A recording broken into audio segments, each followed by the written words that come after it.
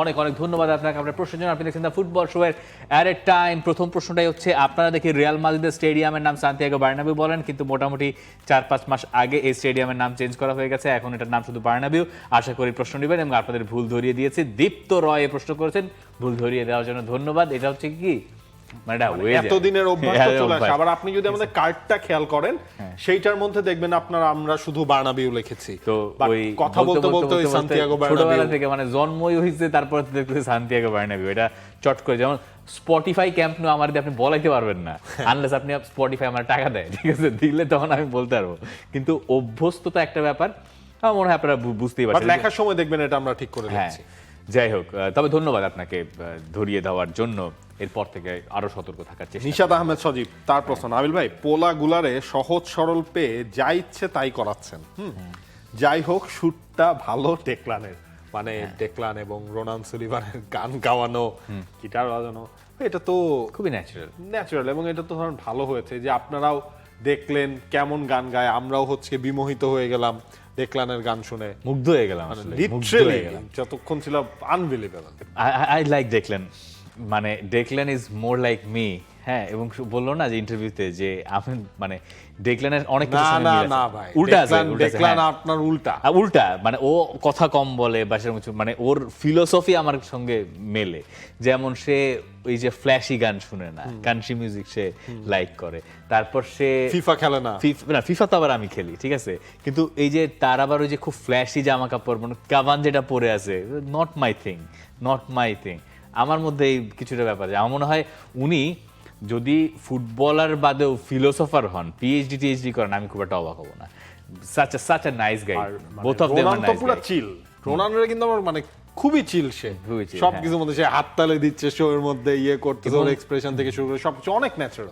This was I guess এটা তাদের ওই ইন্টারভিউটা যেটা দেওয়ার পরে তারা বলতেছে থ্যাংক ইউ, মানে তারা নিজেরা আসলে এনজয় করেছে। হ্যাঁ, এবং তৌসিফও এমন ভাবে বয়সের কাছাকাছি তো জমাই দিয়েছে, জেনজি একটা ব্যাপার আছে, এবং জমাই দিয়েছে, পুরোপুরি জমাই দিয়েছে। ও যেসব এই যে কেনিয়া ওয়েস্ট, তারপরে আরো ফোর্টনাইট, গেম যেসব রেফারেন্স আছে, এগুলো ধরেন আমাদের জন্য একটু আমরা একটু অন্য টাইপের, তো ওই জিনিসগুলো খুব ভালো গেছে। আমরা একটু বুড়া আর কি, হ্যাঁ, ওই সাইডে পড়ে গেছি। তো ইন্টারভিউটা চমৎকার এবং ওনারা দুইজন চমৎকার। আমার মনে হয় ওদের সাথে আমি সারাদিন কথা বলতে পারতাম, মজার, দেয়ার ফান গাইজ। পরের প্রশ্ন হচ্ছে মোহাম্মদ সানাউল্লাহ এবং প্রান্ত হাসান দুজনই প্রায় একই রকম প্রশ্ন করেছেন। 2006-এর কালচিওপোলিস স্ক্যান্ডাল ইতালিয়ান ফুটবলের সেই কলঙ্কিত অধ্যায় কি আজ ইতালির টিমের ভরাডুবির কারণ হয়ে দাঁড়িয়েছে? Question mark. আর প্রান্ত হোসেন বলছে, ইতালিয়ান সেরিয়াতে টপ 20 দলের মধ্যে শুধু 4টা দলের নিজস্ব স্টেডিয়াম আছে। ইন্টার মিলান এবং এসি মিলানের মতো টিম নিজের স্টেডিয়াম নাই ইতালিতে। ইতালি একটা ধনী রাষ্ট্রের মধ্যে এমন ভঙ্গুর অবস্থা, এটা ভাবতে আমার খুব খারাপ লাগে। আপনারা কি মনে করেন ইতালি বিশ্বকাপ না খেলা প্রতিটা দলের স্টেডিয়াম না থাকার অন্যতম কারণ? আচ্ছা, প্রথমত হচ্ছে দেখেন, ইতালি বিশ্বকাপ খেলতে পারে না টানা 3 বার। এটার পেছনে এখন আপনি যা মন চায় তাই কারণ লাগাইতে পারবেন, কিন্তু এইটা আসলে ইতালির সঙ্গে খাটে না। আপনি অন্য একটা দেশের কথা বাদ দেন, বসনিয়ার সব ক্লাবের কি নিজের স্টেডিয়াম আছে? নাই। তো এই জিনিসগুলো হয় কি, যখন একটা ঘটনা ঘটে যায় তখন এই ব্যাপারগুলো খুব অবশ্যম্ভাবী স্ট্রাকচার নিয়ে তখন কথাগুলো উঠে এবং কথাগুলো তোলা হয়। এই যে ইতালিয়ান সেরিয়াতে যে 4টা দল বাদে কারো নিজস্ব স্টেডিয়াম নাই, মানে একটা এখন যে ইউভেন্টাসের আছে, ইউভেন্টাস আরো কিছুদিন বছর আগে তারা তোরিনো আর ইউভেন্টাস একই স্টেডিয়ামে খেলতো, তুরিনের মাঠে। এসি মিলান, ইন্টার মিলান এইখানে খেলতেছে মানে আদ্যিকাল থেকে, এটা তাদের মানে ঘরের মাঠ, সান সিরো, জিউসেপে মেয়াৎজা যেটাকে বলা হয়। এগুলো তাদের সব সময় ছিল, এগুলো থাকা অবস্থায় তারা বিশ্বকাপও জিতেছে। ইতালিয়ান ফুটবলটা এইভাবেই হয়ে আসে দিনের পর দিন, কিন্তু এইটার সাথে বিশ্বকাপ খেলার সম্পর্ক, না খেলার সম্পর্ক আছে, এটা আমি বিশ্বাস করতে চাই না। বিশ্বকাপ খেলতে পারা না পারা একটা ডিফারেন্ট আলোচনা আমার কাছে মনে হয়। এগুলোর সবকিছু দায় হয়তো আছে। কালচিওপোলির যেটা কথা বলছেন, এইটা একটা লং টার্ম এফেক্ট আছে, কিন্তু তার মানে এই না যে এই সব ঘটনা ঘটেছে বলে আপনি বিশ্বকাপ খেলতে পারবেন না। এর চেয়ে বড় বড় সমস্যা, সংকট নিয়ে অন্যান্য দেশ বিশ্বকাপ খেলে এবং খেলছে। ইউরো জিতেছেন, তাই না? সো আপনি তো হচ্ছে ট্র্যাকে আপনি মানে পুরো দলকে উঠিয়ে নিয়েছিলেন, বাট বিশ্বকাপ না খেলতে পারেন না, একটা চাপ হয়ে গেছে। এটা একটা চাপ হয়ে গেছে, এখানে অন্য একটা ব্যারিয়ার কাজ করছে, যেই ব্যারিয়ারটা ইতালিকে ওভারকাম করতে পারবে, এবং তাদের এই সব স্ট্রাকচার পুরোপুরি ভেঙে সাজাতে হবে। এবং বাজ্জিওর ওই 900 পেজের ব্যাপারটাকে আরেকবার সিরিয়াসলি দেখা যেতে পারে। সবকিছু নতুন করে ভাঙতে হবে, গড়তে হবে।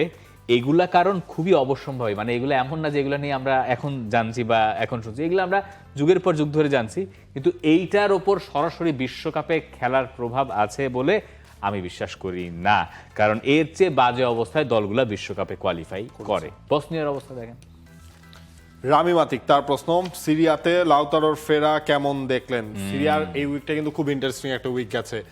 ইন্টার মিলান জিতলো, রোমাকে হারালো, নাপোলি এসি মিলানকে হারিয়ে দিয়েছে 1-0 গোলে, ইউভেন্টাস আবার টপ 4-এর রেসে চলে এসেছে জেনোয়াকে হারিয়ে। বাট লাউতারোটা হচ্ছে মানে একেবারে ম্যাচের শুরুতে তিনি গোল করলেন, এবং ওভারঅল দুইটা গোল করলেন, তো বড় জয়ের ভিত্তিটা করে দিয়েছেন। এর মধ্যে আপনার হচ্ছে কি, আপনার এখন মনে হয় নাপোলির সাথে ডিস্টেন্সটা 7 পয়েন্টে 7 পয়েন্ট তো হিউজ, বাট নাপোলির মিলানকে ছাড়িয়ে যাওয়া এটা মোটামুটি কনফার্ম হয়ে গেছে হয়তো। আর ইন্টার মিলানই জিতবে, মানে আমার কাছে মনে হচ্ছে ইন্টার মিলান জিতবে। আর Lautaro Martinez is supreme. Champions লিগের এই যে কটা ম্যাচ, এর মধ্যে আমি যদি কাউরে মিস করি তাহলে আমি ইন্টার মিলান আর লাউতারো মার্টিনেজকে একটু করে মিস করছি। They should have been here, কিন্তু দেন এগেইন ইতালিয়ান ফুটবল, একটা ক্লাব নাই, ইংল্যান্ডেরও কেউ হয়তো থাকছে না যদি লিভারপুল এই ম্যাচ হেরে যায়, ইংল্যান্ডেরও কেউ নেই। Oh sorry, Arsenal, sorry I forgot. ঠিক আছে, যাই হোক, হোয়াটএভার, তাহলে মিললো না আর কি। কিন্তু ইতালির এইবারের উইকটা আরো ইন্টারেস্টিং এই কারণে, পলিতানোকে হাসতে দেখলাম গোল করার পরে, ভালো লাগলো ব্যাপারটা, যে উনারা এক সপ্তাহের ব্যবধানে আবারও এখন তাদের লিগেই ফোকাস করতে হবে, ওইটা দিয়েই তাদেরকে মানে টিকে থাকতে হবে, এছাড়া আর কিছু নাই।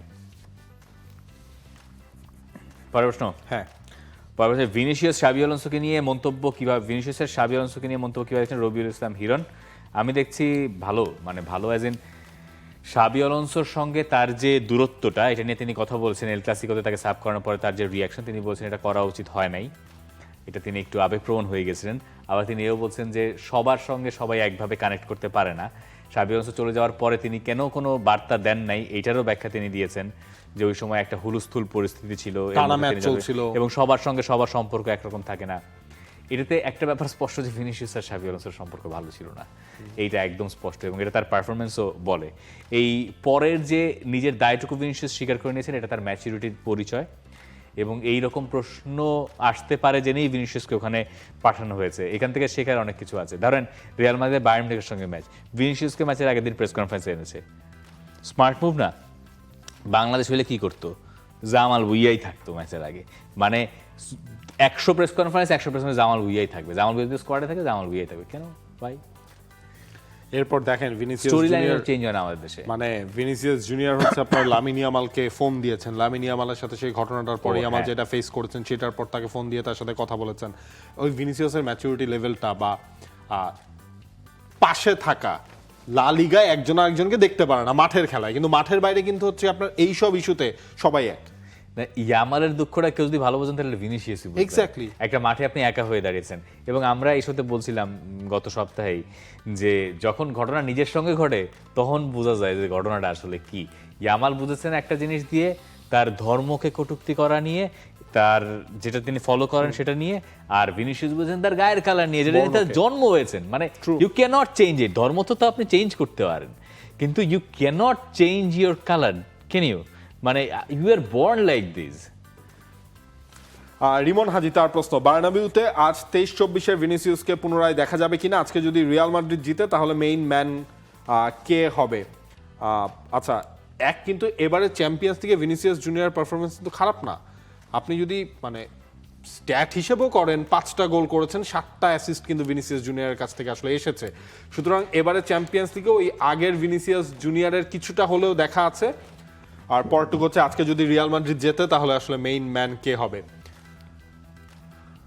আমার কেন জানি মনে হচ্ছে Vinicius has to B the main man. এটা ম্যান সিটির সঙ্গে ম্যাচে আমাদের বুঝতে পারার কথা, যদিও বলবেন যে ভালভার্দে মেইন ম্যান ছিল,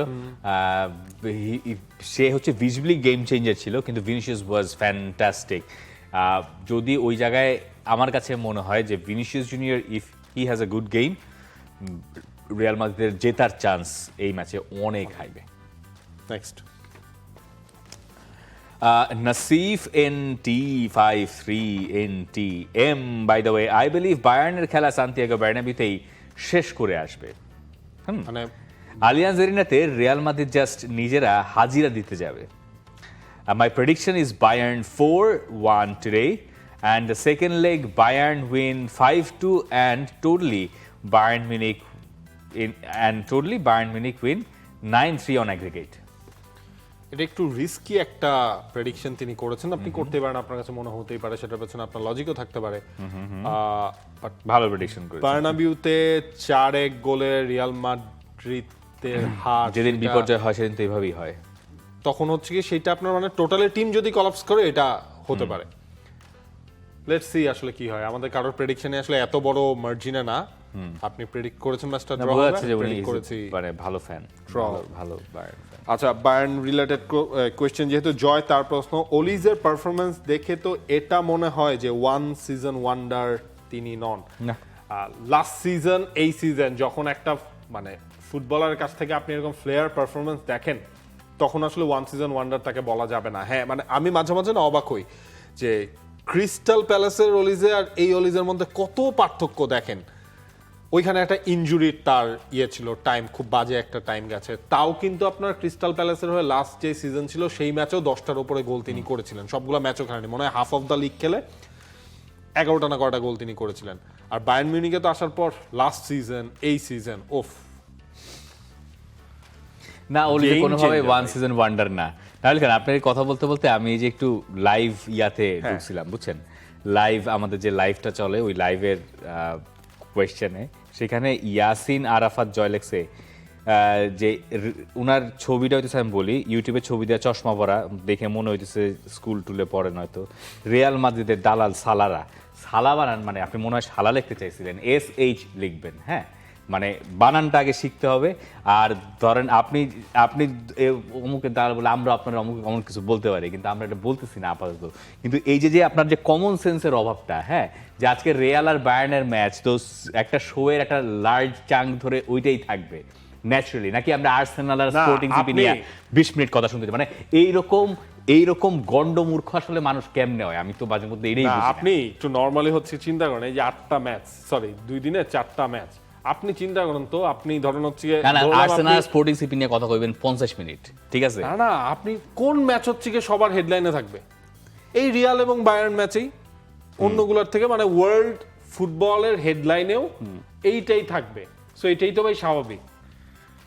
আর ওই যে একটা আছে না, একটা মিম আছে না, ওয়াই আর ইউ, ওই যে একটা ওয়াই আর ইউ স্টুপিড, এটার সাথে ওই জি এর ওই জায়গাটায় এটা লাগাই দিতে হবে। মানে at times I lose my patience. Why do you have to be this stupid? Don't be. আমরা কোশ্চেন শেষ। আমার কোশ্চেন শেষ, এই জন্যই তো আজের জিনিস কাটাইতেছি। 2টা প্রশ্ন আমার কাছে আছে, সেটা হচ্ছে মাহমুদ বিন মোহাম্মদ, তার প্রশ্ন, বিশ্বকাপে কাকে বেশি মিস করবেন, ইতালি, রবার্ট লেভানডস্কি, নেইমার নাকি দিবালা? কি নেইমার না খেললে নেইমারকে সবচেয়ে বেশি নেইমারকে আসলে সবচেয়ে বেশি মিস করবো, কারণ নেইমারের ফিরতে চাওয়ার যেই একটা আকুল আবেদন, আবারও তিনি তার ইনজুরিতে পড়েছেন, এটা হবেই না। সুতরাং নেইমারকে ধরেন, আমরা তো লাস্ট ওয়ার্ল্ড কাপটা দেখেছি, এবং লাস্ট ওয়ার্ল্ড কাপে আমরা এই ধরনের জিনিস কিন্তু আপনার ডিল করেছি, নেইমার খেলবেন নাকি খেলবেন না, ওয়ার্ল্ড কাপের সময় তিনি একটু ইনজুরিতে পড়লেন, তো ওইটা হবে একটা বড় মিস। আর ইতালিকে কেন মিস করবো না, ইতালিকে ছাড়া ধরেন আমরা লাস্ট 2টা ওয়ার্ল্ড কাপ দেখে এখন মানে ওইটাকে ধরে নিয়েছি যে এটা একটা ব্যাড ফেজ, মানে এটাকে ভুলে যেতে হবে, এইটাই জীবন, এটাই বাস্তবতা, ইতালি ওয়ার্ল্ড কাপ খেলতে পারছে না, এটা মেনে নিতে হবে। আর দিবালার থেকে আমার লেভানডস্কির জন্য, ইতালিও আছে নাকি ওই জায়গায়? হ্যাঁ, ও সরি, না, আমি ইতালিকে মিস করব না এই কারণেই, কারণ হচ্ছে আপনার লাস্ট 2 ওয়ার্ল্ড কাপে ভাই হয়ে গেছে এই টিমটার আর বটল আপ। সাংবাদিকতা শুরু করার পর থেকে ইতালির মনে হয় বিশ্বকাপে পান নাই না? সাংবাদিকতা শুরু করার পর থেকে হচ্ছে পাইনি, পান নাই, পাওয়ার কথা না। ঠিক আছে, পাইছেন কি 14তে আপনি কাজ করছেন? না 14তে তো পেয়েছি, 14তে পেয়েছি, তখন আমি যমুনা টিভিতে ছিলাম, তখন পেয়েছি। আর 18, 22 এইটা তো পাওয়া হয়নি। একটুখানি পাইছেন। শেষ প্রশ্ন, আচ্ছা, এইটা হচ্ছে তালহা জুবাইরের প্রশ্ন, start bench sell, Ronan, Fahmedul, Kasper, কি করবো এটা? Start bench sell, Ronan, Fahmedul, Kasper. এই মুহূর্তে আমাকে যদি বলেন তাহলে আমি স্টার্ট করে দেব হচ্ছে রোনানকে। আমি বক্সে দেখতে চাই, আই নিড বক্সের প্রেজেন্স। ধরেন রোনানের ওই লাস্ট শোতেই আমরা বলছিলাম রোনানের এই প্রেজেন্সটা আমাদের ন্যাশনাল টিমের দরকার, যেহেতু অন্য কোনো কিছু দিয়ে আপনার কাজ হচ্ছে না, এবং রোনান আন্ডার 20-তে ওই বক্সেই যা করার আসলে করেছেন, ফ্রি কিক থেকে শুরু করে বাকি যা সেই সব ক্যারেক্টারিস্টিক্সও তার রয়েছে, সুতরাং ওয়াই নট। তবে ওই তুলনায় মনে হয় ফাহমিদুল একটু ম্যাচিওর, মানে যদি কাছাকাছি বয়স, ন্যাশনাল টিমের এক্সপেরিয়েন্স, Already হয়ে হিসেবে। গেছে। আর ক্যাসপারকে আপাতত আসলে সেল দিতে হচ্ছে, কারণ ক্যাসপারের খেলা দেখার সুযোগ আমাদের আসলেই হয় না। ব্রাদার সিমিয়ানো তিনি ছেড়ে গেছেন। ওইটাই। আচ্ছা নাবিল খান, আমি ধরেন এই যে এইসব লোকজনের বিরুদ্ধে যদি মাঝে মধ্যে যুদ্ধ ঘোষণা করে দিই, ঠিক আছে, আমার মনে হয় এই যে এইসব আবল তাবল মন্তব্য যারা করেন এগুলার মানে যেহেতু আচ্ছা, তাদের এটা এই স্বাধীনতা করেন কি আছে, তাহলে আমাদের ওই স্বাধীনতা থাকা উচিত অবশ্যই, যে তারা একদম করে হচ্ছে ছবি যে টবি দিয়ে এগুলার করা, অ্যাট্রাক্ট করার জন্য, ঠিক আছে? অ্যাটেনশন পাওয়ার জন্য, আচ্ছা, ঠিক আছে? এটাও হতে পারে। অ্যাটেনশন পাওয়ার জন্য। এই যে attention ধরেন উনি seeker-দের- সাকসেস, হ্যাঁ। যেমন দেখবেন অনেক সময় কিন্তু অনেক এরিয়া থাকে, এবং আমরাও সেটা অ্যাডমিট করি, অনেকের অনেক ভালো প্রশ্ন থাকে, সেটা হচ্ছে আমাদের চোখ এড়িয়ে যায় বা সময় স্বল্পতার কারণে নেওয়া হয় না। হয়তো ওই জায়গায় আপনি বলতে পারেন, ভাই আপনারা তো এই ট্যাকটিক্যাল জিনিসটা আলোচনা না করে একটু ফাইজলামির একটা কোয়েশ্চেন নিয়েছেন। That's good. এটাও অবশ্যই, কিন্তু হচ্ছে অনেকেই ওই অ্যাটেনশনের জন্য এই কাজটাও করেন, সেটাও বুঝে নিতে হবে। আচ্ছা ভালো কথা, আমরা কি অ্যারেট টাইমের মানে এখানে কোনো স্পেশাল অ্যারেট টাইমের একটা অপশন বুধবার থাকতে পারে, এটা একটা ঘোষণা দিয়ে যাই। সেটা একেবারেই আলাদা, dedicated to a single person. একটু চোখ কান খোলা রাখলে দ্য ফুটবল সব ঠিক থাকলে আর পেজের কি, আর কি, হ্যাঁ হ্যাঁ, সব ঠিকঠাক থাকলে চলে আসতে পারে একটু সেই নজর রাখতে পারেন। এবং অনেক অনেক ধন্যবাদ ওই ইয়াসিন আরাফাত, আপনাকেও ধন্যবাদ, গালিটা যিনি দিয়েছেন, মেজাজটা গরম করছেন, ঠিক আছে, আপনাকেও ধন্যবাদ, আপনার জন্যই আজকের শো। জান For more updates, subscribe to our YouTube channel and click on the bell icon. Follow us on Facebook and Instagram. Download T-Sports app to enjoy exciting games and highlights. Visit tsports.com.